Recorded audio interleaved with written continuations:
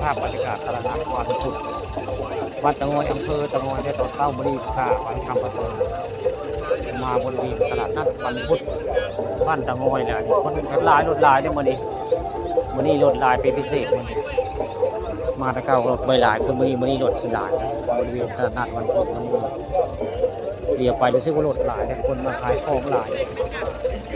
วันนี้คือเป็นภาพบรรยากาศตอนเช้าของงานตลาดนัดวันพุธไปจะมาซื้อของก็มาได้พี่น้องนี่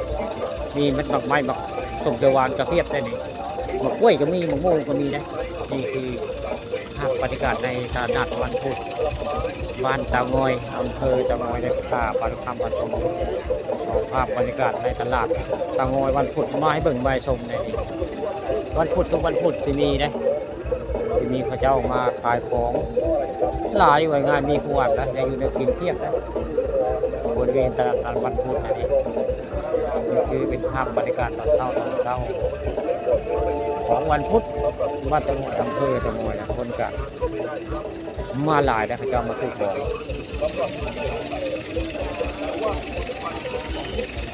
นี่ก็เป็นภาพบรรยากาศตอนเช้าที่น้องอากาศเย็นนะบ่นี้อากาศเย็นนะคนมาซื้อของบริเวณตลาดนัดวันพุธหลายบ้านหลายเมืองก็จะมาซื้อของ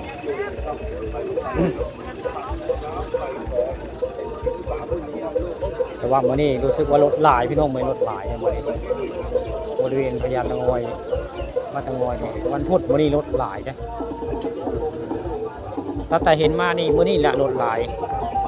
ตลาดนัดวันพุธมื้อนี้รถหลายนะบริเวณพญาตะงอยบ้านตะงอยมื้อนี้มาแต่เก้าก็บ่หลายกว่านี้ได้แต่มามื้อนี้รู้สึกว่ารถสิหลายคนมาขายของหลายมื้อนี้ตลาดนัดวันพุธบ้านตะงอยมื้อนี้รู้สึกว่าเห็นแล้วนี่มีแต่รถมาขายของมื้อนี้ตลาดนัดวันพุธ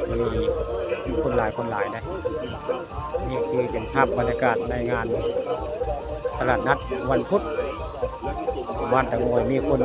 มาขายของหลายมื้อนี้